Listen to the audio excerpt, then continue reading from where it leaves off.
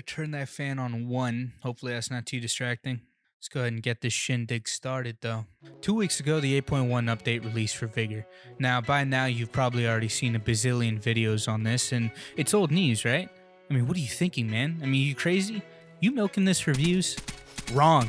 No. 8.1, despite not being a season update, is still an important update. And now that the honeymoon phase is over and I've had time to recollect, I think it's worthwhile to ask the question, was 8.1 all it was cracked up to be, and what does the update mean for the future of Vigor?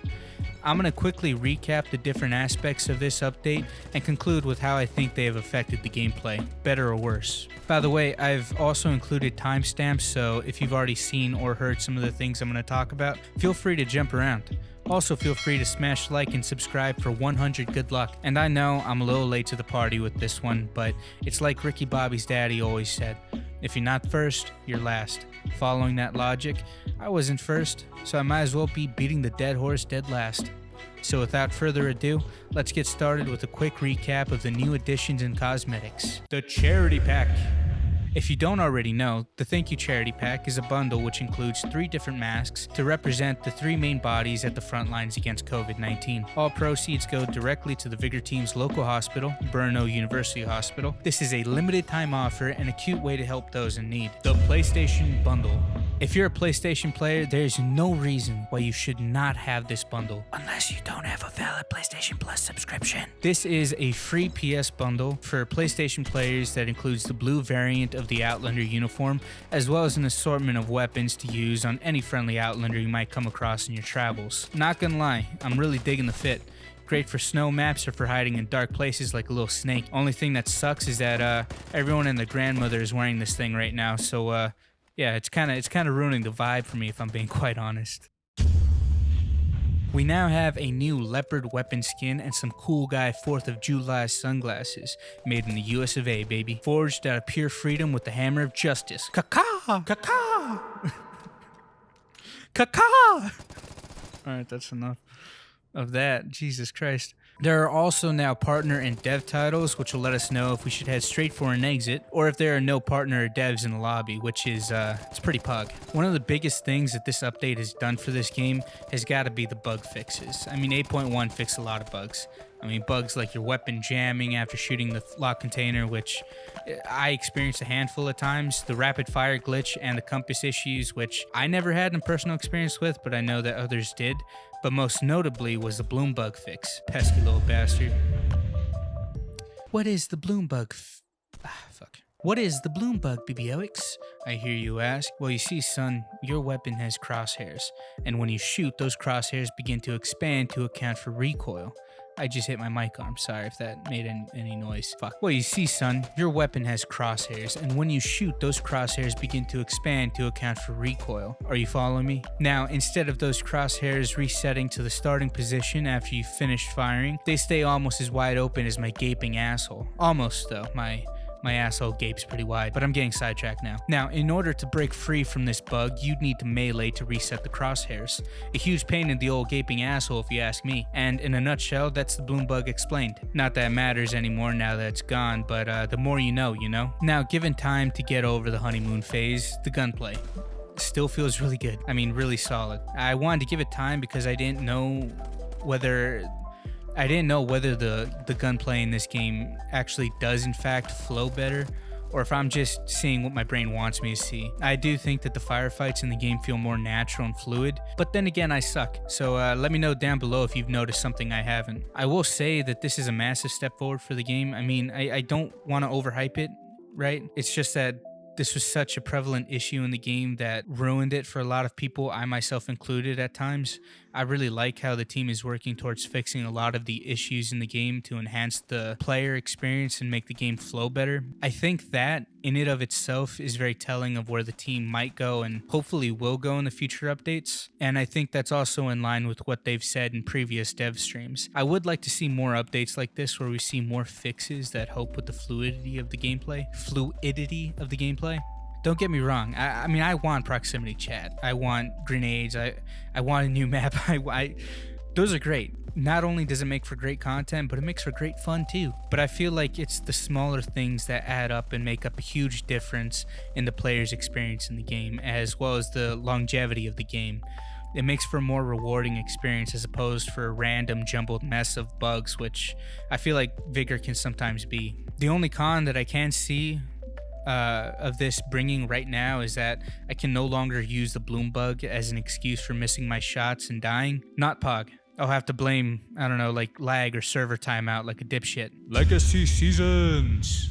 Now, Legacy Seasons is one of the meatier additions to 8.1. To put simply, these are previous seasons that are no longer active. And the odd chance you didn't already know, we now have our first Legacy season, Season 1 Preppers. This is honestly great for new players and or players who never finished the battle passes earlier in the game's lifespan. I will say though that, and I've tried looking, but I was under the impression, and I can swear that I saw this somewhere, that they were going to be free, which is what I stated in a previous video of mine. But since I can't find any proof of that statement existing, I'm chalking it up to me being a dumbass. The Legacy seasons are 330 crowns, which is lower than the standard battle pass and most cosmetics in the store. And let's be honest, you'll make those crowns back easy once you get grinding both battle passes. Look, it takes a man to admit when he's wrong, and I'm sorry. Now again, as far as how it has affected the game for me personally, I think that's a good way to entice newer players to stick around with up to 2 battle passes to grind out. And I think that's only going to get better as time goes on and we get more Legacy seasons. But, big effing but here, this doesn't do much to retain veteran players who've already grinded out and played those battle passes. There's also apparently a miscommunication among some of these players, and I myself, if I'm being quite honest, at first I misunderstood. You see, I thought originally that people who already completed the battle pass and have these items will instead receive a loot crate in the rarity matching said item. However, this only applies to those who have not completed the battle pass. For example, a player who only progressed to level 30 but owns an item at level 40 will instead get a crate matching that item's rarity as compensation. Ultimately, I think Legacy Seasons was a great idea for the vast majority of the player base who are new or haven't finished the earlier battle passes, which statistics point to that it's a pretty large sum. The people who mostly seem to be angry about this are players who this has no real benefit to, but to be fair, the percentage of players who played and finished the Season 1 Battle Pass are very insignificant to the number of players who haven't. Also, this wasn't for you. It was made for players who never finished the Battle Pass, as well as newer players on different consoles. However, that being said, I do side with these people on the fact that not much seems to be done as far as keeping these players invested in the game. These players who have pretty much everything already and have nothing else to do but shoot some people. Something that I think will need to change soon, or many players will just get turned away from the game. 8.1 Duping Countermeasure! 8.1 has also brought another change to how the consumables work in the form of Duping Countermeasure. Did I say that right? Players now only have a set amount of consumables that they can take with them into encounters. For example, gold items cap out at 2, purple cap out at 3, blue caps out at 4, and so on and so forth. Now, I could care less about the duping aspect of it. There are easier ways to thwart duping, such as removing the insurance system, but putting that aside, I really like this change. I'd usually only bring 1 port or 1 iodine pill with me into an encounter anyway, and I think that this will curb people from just spamming consumables. And from what I can tell, it's making for more interesting gameplay. And if you're really gonna cry about not being able to bring in like 10 ports, I mean, you obviously need to work on your skill, bro. I also saw someone say, now we won't know where all the campers are. Welcome to the party. You gotta have eyes in the back of your head, buddy. Alright? And ready to flick on any bush that looks at you funny. And this is coming from the guy with the certified fresh potato aim. If you're nothing without the portable signal detector, you shouldn't have it. Honestly though, I really like this change, and I think that it'll make the gameplay more challenging in the way that you're gonna need to be more strategic in how you use these consumables. That being said, I think that the caps are perfectly fine where they are. 8.1 Shelter and Weapon Reworks. Now I'm gonna blast through these because they're less detrimental to how the game works and more so involved in the functionality of the game. Shelter improvements. I mean, you can now use boosters to quick fix your shelter. I don't really see the point in this. I mean, I see some players maybe using this feature once or twice before just forgetting about it. The only players with the amount of crowns to actually utilize this feature are already finished with their shelter upgrades or almost finished, so very minor changes to the loot POIs and spawn locations. Consumable reworks, which we already discussed. Stealth no longer hides the airdrop in a corpse death box, which is pretty good to know. Shooting range challenges are updated, thank God. Weapons with the bipod attachment now folds when not engaged, which is, I think, a really nice touch. And I know I just said less detrimental to how the game plays to describe this section, but I take that back for our next few reworks, the first of which being the armor plates. Armor plates now carry over damage, meaning if you're shot while wearing an armor plate, if the damage exceeds the protection of the armor plate, the damage will carry over to your health. The second change to the armor plates is that you can now get staggered. Again, I will say I think that this is a good change. I like that the damage will carry over, but I do think that the stagger might be a little overkill. Armor plates are supposed to warrant a good enough protection for players to want to use them. But that being said, I don't think that they're useless now. I mean, they're still very much effective, and again, it'll be a challenge for players to be more strategic in how they engage other players. The other thing that I wanted to touch on was the weapon reworks. The Parker Hale M82 now deals more damage. I really like this change, and it makes me want to use it more often in encounters. Other weapons affected by the 8.1 update also includes the H-bar and SG-1. If you didn't know, these were two weapons that were pretty much dominating the meta for a while. Both weapons received a slight nerf. The SG-1 now only has a 21 round capacity, down from the previous, which was a 30 round capacity. The damage was also decreased, with the recoil being increased. The H-bar also had a similar nerf, now dealing slightly less damage with more recoil. Now, I used both these weapons on and off for the past week, and I didn't notice too much of a difference. I mean, they're not as useless as some of these angry commenters might lead you to believe. The recoil seems to be fair, and I still managed to get kills with my potato aim. The only thing that I will say that I did notice was the lower capacity on the SG-1, but again, it wasn't a big issue. I mean, overall, the guns feel more balanced, and I think that it should help with the overall balancing of the game. Bugs to be aware of. Now, it sadly isn't all rainbows and sunshine, alright? The 8.1 update also brought with it some new bugs, alright? They straight up Trojan horse that shit. The first being the portable signal detector bug, alright? When you use your port, it no longer pings the closest player to you. It's now one random player. According to the Vigor team, they are working fast to resolve this issue, so be on the lookout for that. Secondly, the running speed. This isn't really a bug, but I didn't know where to put it.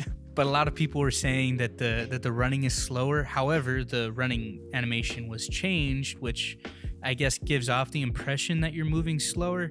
But the devs have assured that this is only an animation. It does not in any way affect speed. They do plan on tweaking this in the future, but just don't expect it alongside the port fix. Lastly is the connection issues. Some players have been experiencing a fair bit amount of connection issues as well as long wait times. I myself have experienced some longer wait times, but again, they assured that this was something that they were working to resolve ASAP. Conclusion. And that's about it. My thoughts on 8.1 is that it was a great update. I wish we would have had this a lot sooner though, I will say, but I think that's a sign that the game is improving. We might not have a new map or throwables, but we are getting solutions to the bugs that have been plaguing the game for a while now, even though we now have some new ones. I think that the reworks to the weapons and the consumables are good. I think that it will challenge players to utilize them more strategically. I know that I have in the past week or so. As for the shelter reworks, already forgot about them. And the legacy seasons. I can't be more thrilled about this, to be honest. I had genuine excitement to log in and play and grind out the Season 1 Battle Pass. I think that this will only get better as the game progresses and we see more legacy seasons introduced. I will say, though, that although the update was great, it doesn't mean that the game is now just magically AAA title material or just amazing, speechless. There are still a fair bit of aspects where this game is still failing. And I think that the devs need to work on introducing new elements that not only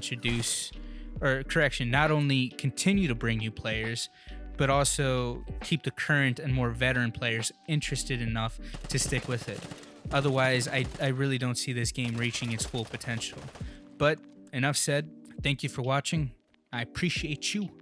Hit like and subscribe for 1,000 good luck, and get out there into the Outlands and be somebody. Anyways, that's it. If Vigor isn't your cup of tea, I also play other games, so yeah, stick around. bbyEwics, out.